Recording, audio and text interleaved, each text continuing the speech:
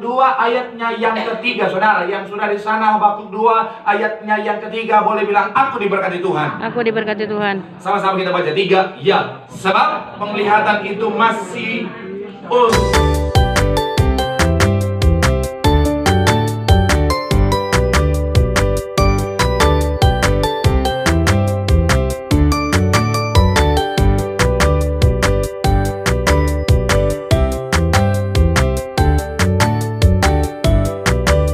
ayatnya yang ketiga, saudara. Yang sudah di sana, Habakuk 2 ayatnya yang ketiga, boleh bilang, aku diberkati Tuhan. Aku diberkati Tuhan. Sama-sama kita baca 3, ya. Sebab penglihatan itu masih untuk apa? Waktu yang ditentukan. Tuh kan? Beda. Haleluya. Kita baca sama-sama, saudara. 3, ya. Sebab penglihatan itu masih apa? Menanti saatnya. Tetapi ia bersegera menuju kesudahan dengan tidak menipu. Apabila apa? Nantikanlah itu, sebab itu sungguh-sungguh dan tidak akan apa? Sekali lagi, saudara. 3, ya. Sebab penglihatan itu masih menanti saatnya, tetapi ia bersegera menuju kesudahannya dengan tidak menipu. Apabila berlambat-lambat, nantikanlah itu, sebab itu sungguh-sungguh akan datang dan tidak akan apa? Bertangguh. Sekali lagi, saudara, bicara tentang apabila apa? Berlambat-lambat, nantikanlah apa? Itu, sebab itu sungguh-sungguh akan apa? Datang dan tidak akan bertangguh. Kalau dalam terjemahan bahasa Indonesia sehari-harinya begini, saudara. Catatlah itu, sebab sekarang belum waktunya, tetapi saat itu segera tiba, dan apa yang kunyatakan kepadamu pasti akan terjadi. Sama-sama bilang sama saya, pasti akan terjadi. Pasti akan terjadi. Amin. Meskipun tampaknya masih lama, tetapi tunggu saja. Saat itu pasti akan datang dan tak akan ditunda. Nah, ketika saya doa sama Tuhan, apa yang harus saya sampaikan buat jemaat Tuhan hari ini, saudara? Yang Tuhan taruh di hati saya adalah bicara tentang penantian akan waktu Tuhan. Sama-sama bilang sama saya, penantian. Penantian. Sama-sama bilang sama saya, akan waktu Tuhan. Akan waktu Tuhan. Amin. Nah, bicara tentang penantian, saudara, atau menunggu adalah hal yang sulit bagi banyak orang, saudara, terutama hari-hari ini, saudara. Kita yang terbiasa dengan semua yang serba instan hari-hari ini, saudara, seringkali ketika bicara tentang menunggu adalah hal yang seringkali, saudara, kita pikir kayaknya udah gak relevan lagi kalau hari-hari kita menunggu. Kenapa? Karena kita terbiasa dengan segala sesuatu yang serba instan, saudara. Makanan hari-hari, saudara, serba instan. Saudara mau butuh apapun, saudara bisa kirim dengan apa, saudara? Dengan instan, saudara. Tiba-tiba udah datang, saudara. Bahkan sekarang ada aplikasi, saudara, baru niat udah datang, saudara. Namanya aplikasi membaca pikiran, saudara. Oke, nggak usah lanjut soalnya itu. Nah, jadi saya mau bilang sekali lagi, saudara, bicara tentang menunggu, ada banyak orang hari-hari ini, saudara, seringkali saudara nggak bisa lagi untuk menunggu. Bahkan kata menunggu seperti satu hal yang tabu, saudara. Tapi saya mau bilang, saudara, masalahnya dalam hubungan kita dengan Tuhan, seringkali Tuhan izinkan kita yang namanya menunggu, betul ya? Ketika bicara tentang dalam jawaban doa, dalam bicara tentang mujizat, dalam pemulihan, dalam berkat, seringkali Tuhan izinkan yang namanya apa, saudara? Waktu buat saudara dan saya untuk menunggu di sana. Dan dalam hal ini, saudara, saya akan ajak saudara untuk membahas dua hal. Yang pertama adalah bicara tentang apa bahaya di dalam proses ketika kita menunggu, saudara. Hal-hal yang harus kita hindari dalam proses kita menunggu. Dan yang kedua, apa kebaikan yang terkandung dari, yaitu bicara tentang proses di mana Tuhan izinkan kita menunggu. Sebenarnya saya mau pisah jadi dua khotbah, saudara, tapi Tuhan taruh di hati saya untuk saya sampaikan sekaligus, saudara. Jadi ada total 4 poin, saudara. Ini sama-sama kita akan bahas. Tujuannya apa? Supaya kalau saudara dan saya diizinkan Tuhan dalam proses kita menunggu, dalam proses kita menanti akan jawaban doa, akan mujizat, akan pemulihan, dengan pemahaman yang benar, kita akan punya respon yang benar. Sama-sama bilang sama saya, respon yang benar. Respon yang benar. Amin. Ketika kita punya respon yang benar, maka kita akan sampai pada akhir di mana orang yang bertahan sampai akhir akan beroleh yang terbaik dari Tuhan. Tepuk tangan dulu yang paling meriah buat Tuhan. Bilang sama kanan kirimu, pemahaman yang benar. Pemahaman yang Bilang benar. sama yang ngomong, membawa respon yang benar. Membawa respon yang Bilang benar. sama yang ngomong, respon yang benar. Respon yang benar. Membawa hasil yang baik. Tepuk tangan yang paling meriah buat Tuhan. Haleluya. Nah, kita akan sama-sama melihat dulu di sini saudara, apa bicara tentang hal-hal yang berbahaya ketika saudara dan saya dalam penantian akan waktu Tuhan. Dalam tema besarnya saudara, penantian akan waktu Tuhan. Yang pertama kita akan bahas apa hal-hal yang bisa berbahaya dalam penantian kita akan waktu Tuhan. Yang pertama saya mencatat adalah bicara tentang apa saudara? Pemikiran tentang ketidakpastian. Sama-sama bilang sama saya pemikiran. Pemikiran Sama-sama bilang sama saya tentang ketidakpastian. tentang ketidakpastian. Sama-sama bilang sama saya tentang ketidakpastian. Tentang ketidakpastian. Amin. Coba kita baca lagi saudara ayat yang pertama kita baca tadi saudara. Habakuk 2 ayatnya yang ketiga saudara. Habakuk 2 ayat yang ketiga tadi saudara. Sama-sama kita baca. Habakuk pasalnya yang kedua ayat yang ketiga sama-sama kita baca sekali lagi ya. Sudah di sana boleh bilang aku diberkati.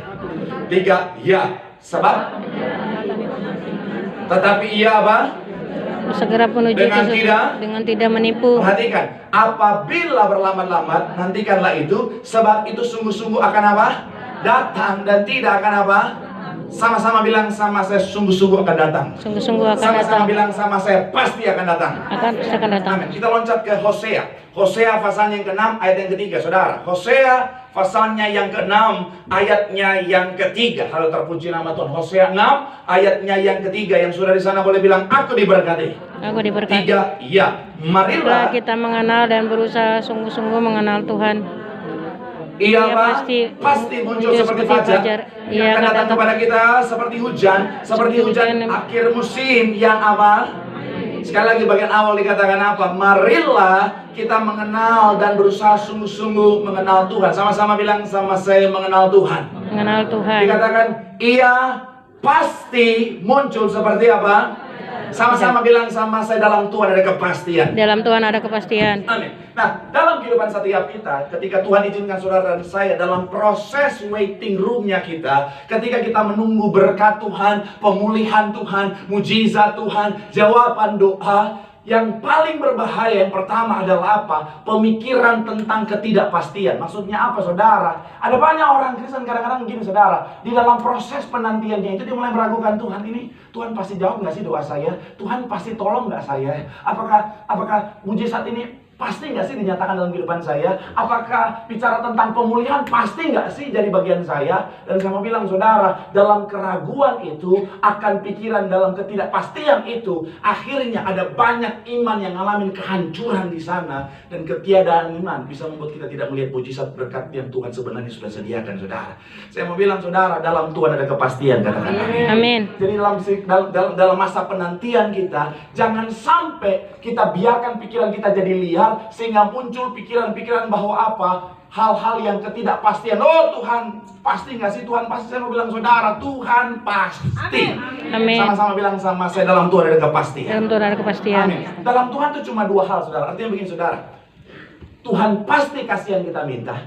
Yang kedua, kalau Tuhan tidak kasih yang kita minta, Tuhan pasti sudah sediakan yang jauh lebih baik dari apa yang kita minta. Amin. Kalau saudara hari Minggu kemarin hadir, saya bahas itu lebih dalam saudara. Artinya apa? Di dalam Tuhan ada kepastian saudara. Amin. Makanya dalam kehidupan setiap kita, iblis akan bilang begini, udahlah, kayaknya nggak akan ada mujizat deh. Kayaknya Tuhan udah lupa deh. Kayaknya udahlah nggak akan sembuh deh. Saya mau bilang saudara, hilangkan pikiran-pikiran ketidakpastian itu. Kenapa? Karena dalam Tuhan ada kepastian. Saya mencatat di sini saudara, bicara tentang di dalam Tuhan, setiap orang butuh yang namanya kepastian saudara. Tapi kalau saudara dan saya dalam proses itu, saya mau bilang saudara, ada waktunya Tuhan. Sekalipun Tuhan belum kasih, tetap pikirkan bahwa apa? Tetap tanamkan, tetap percaya bahwa apa? Tuhan pasti menjawab, katakan amin.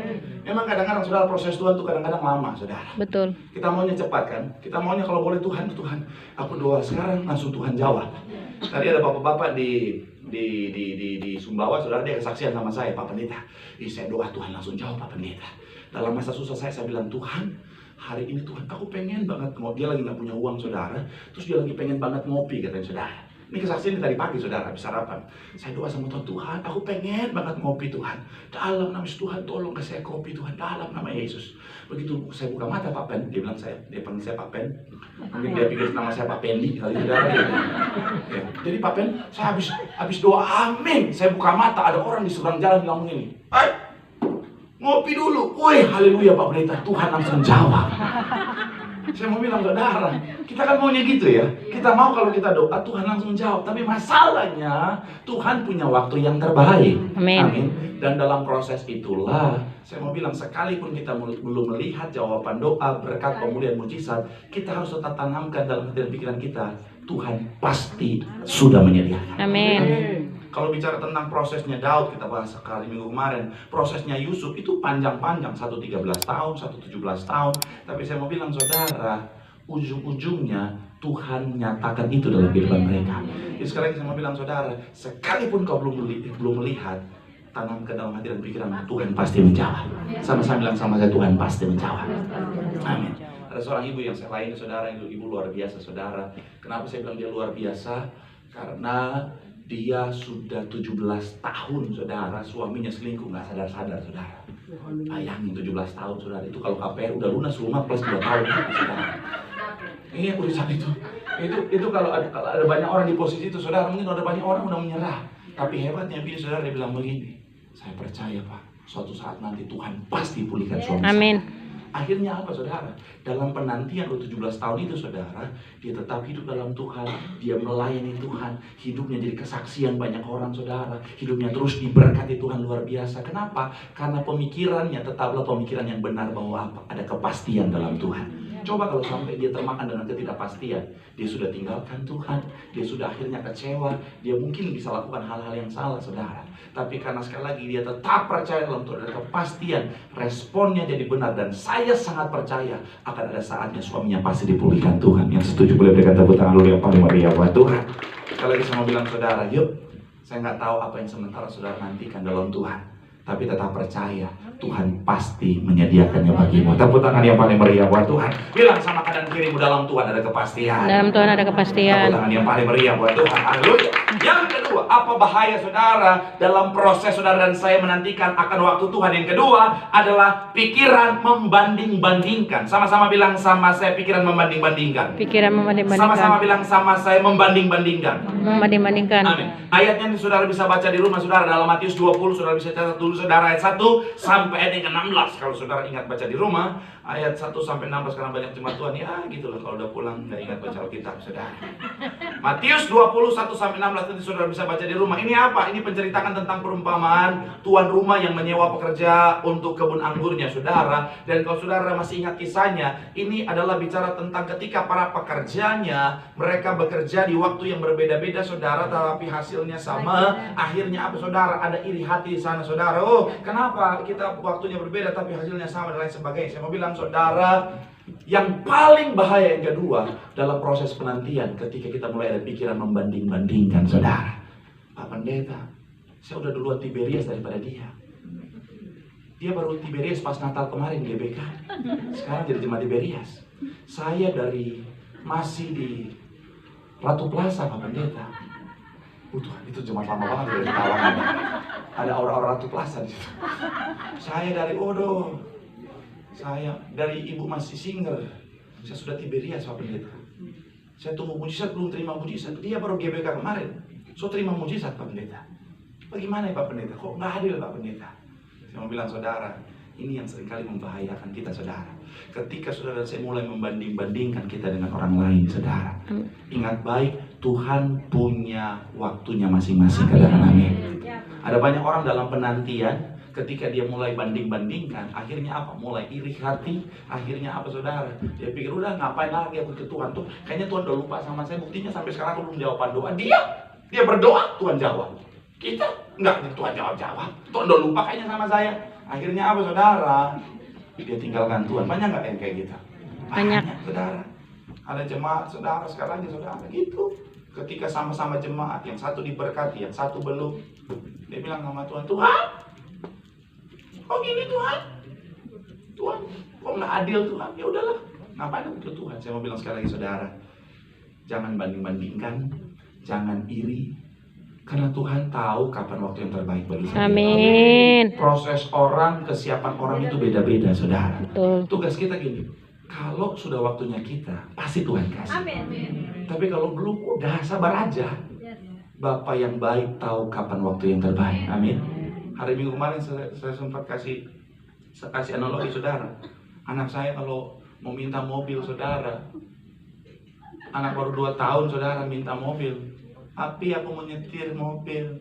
Dia nyetir saudara. Masih 2 tahun bom-bom itu saudara. Yang ada papinya bayarin asuransi mobil-mobil yang lain yang dia tabrak-tabrakin. Darah Yesus. Kalau hitung-hitung berapa puluh kali khotbah saya harus. Saya mau bilang saudara, jangan iri, amin.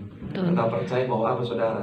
Setiap kita ada berkatnya masing-masing, ada waktunya masing-masing, dan semuanya pasti yang terbaik. Tepuk tangan yang paling meriah buat Tuhan. Bilang sama kanan kirimu, jangan membanding-bandingkan.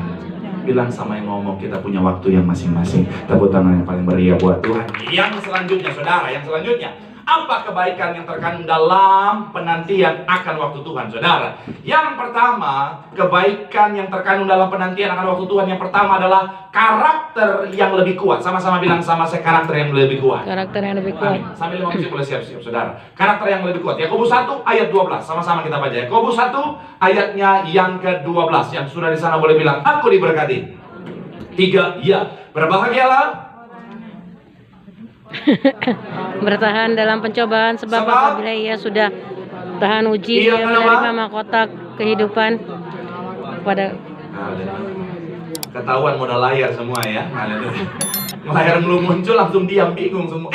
Tumben mujizat banget loh. Langsung maju semuanya barengan. Udah terjadi pertobatan di sini. Biasanya pendeta udah mau keluar, tenggorokan baru masuk semuanya. Puji Tuhan, pemulihan Tuhan itu kan. Selalu ada waktu Tuhan untuk pemulihan, saudara. Setelah 2 tahun saya selalu menanti mereka, iya. Kadang-kadang udah mau overtune, drummer belum masuk, saudara. Darah Yesus, saya puji Tuhan. Hari Minggu juga begitu ya. Haleluya. Terima kasih. Saya mau bilang sekali lagi, saudara, sekali lagi, 12, 3, ya. Berbahagialah orang yang bertahan dalam pencobaan sebab apabila ia sudah tahan uji, ia akan menerima mahkota kehidupan yang dijanjikan Allah kepada barang siapa yang mengasihi Dia. Kata bertahan di sini artinya bicara tentang proses penantian. Sama-sama bilang sama saya, bertahan. bertahan. Sama-sama bilang sama saya, proses penantian. Proses penantian. Nah, kenapa seperti yang saya bilang tadi, saudara, kenapa kita nggak boleh membanding-bandingkan? Yang pertama karena ada satu pujian yang berkata ojo banding-banding kayak saudara.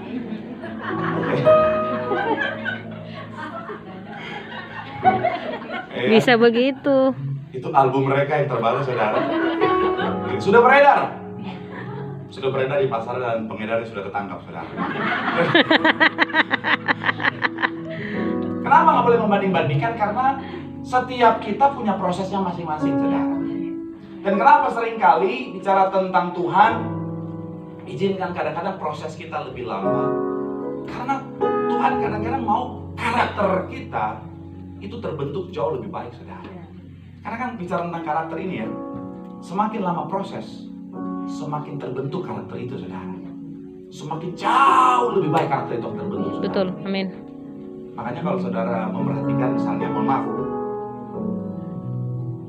sekolah untuk jadi pemimpin itu biasanya prosesnya lebih lama daripada sekolah untuk jadi orang yang dipimpin, betul tidak? Betul. Iya kan? Beberapa angkatan misalnya, angkatan militer dan lain sebagainya, sekolah untuk jadi pemimpin itu biasa lebih lama dibandingkan sekolah yang bukan untuk jadi pemimpin. Nah, makanya kadang-kadang Tuhan izinkan kita proses yang lebih lama karena memang Tuhan lagi mau membentuk karakter kita. Jadi kalau saudara lagi dalam masa penantian dan Tuhan belum jawab dalam waktu yang lama, saya mau bilang saudara, tetap bersyukur, tetap nikmati prosesnya, karena proses itulah yang akan membentuk karakter kita, saudara, untuk jadi pribadi yang lebih baik. Makanya masih berkaitan dengan ibu yang tadi 17 tahun suaminya selingkuh, saudara. Di dalam obrolan dengan ibu ini dia bilang begini, Pak, dalam 17 tahun saya menanti suami saya untuk bertobat, Pak. Saya menyadari bahwa kenapa Tuhan belum ubahkan suami saya? Karena ternyata Tuhan lagi mau mengubahkan saya, Pak. Tuhan lagi mau mengubahkan karakter saya. Karena jujur, Pak, dulu saya keras, Pak. Dulu saya istri yang keras kepala. Saya istri yang suka maki-maki suami, marah-marah suami. Saya istri yang gak menghargai suami. Ketika dia selingkuh, Pak, perlahan tapi pasti saya disadarkan Tuhan untuk jadi istri istri yang tunduk sama suami. Bahkan ini kesaksian ibu ini saudara. Dia bilang, saya tahu suami saya mau pergi sama kuntilanaknya. Selingkuhannya. Iya. Saya sudah sampai di satu titik di mana saya tahu dia mau pergi sama kuntilanaknya, Pak. Saya siapin kopernya, Pak. Saya anterin suami saya bilang, Papa hati-hati ya. Tuhan Yesus menyertai, Pak. Iya, maksudnya gini. Bukan berarti dia mendukung suaminya untuk bersama. Iya. Saudara kalau ada rekam jangan posting ini ya, takutnya ada di luar salah paham. Tapi yang kita bisa lihat dari ibu ini bagaimana karakter dia sudah benar-benar berubah jadi istri yang tunduk sama suaminya apapun yang suaminya lakukan, saudara. Yang dimana dulunya dia tidak menghargai suaminya sama sekali, saudara. Dan saya mau bilang, saudara, kalau saudara ingat yang saya pernah bahas Roma 8 ayat 28 kan, Allah turut bekerja dalam segala sesuatu untuk mendatangkan kebaikan.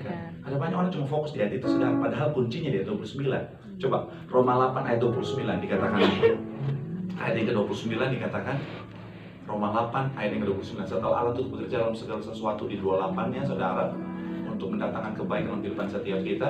Ayat 29 begini, saudara, tujuan utama Tuhan dalam segala sesuatu itu adalah sebab semua orang yang dipilihnya dari semula, mereka juga ditentukannya dari semula untuk, perhatikan, menjadi serupa dengan gambaran anaknya.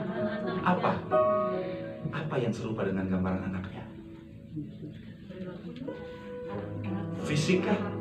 Karakter. Yes. Fisik udah sama. Karakter kita yang Tuhan mau untuk jadi serupa dengan Kristus. Jadi kadang-kadang Tuhan izinkan proses dalam segala sesuatu, termasuk dalam proses penantian yang Tuhan izinkan. Karena Tuhan mau membentuk karakter kita, saudara. Karena yang membawa kita ke surga bukan berkat pemulihan mujizat, tapi karakter. Jadi kalau Tuhan lagi proses, udahlah nikmati. Karena setiap proses yang Tuhan izinkan itu baik, saudara. Amin. Iya kan? Tuhan izinkan saya dalam pelayanan saya, misalnya, saudara. Saya mulai pelayanan dari usher, pelan-pelan, dipercayakan terus dalam waktu yang panjang, ngalamin dihina sama orang, direndahkan sama orang, gak dipandang sama orang, difitnah sama orang, segala macam saya lewatin, saudara.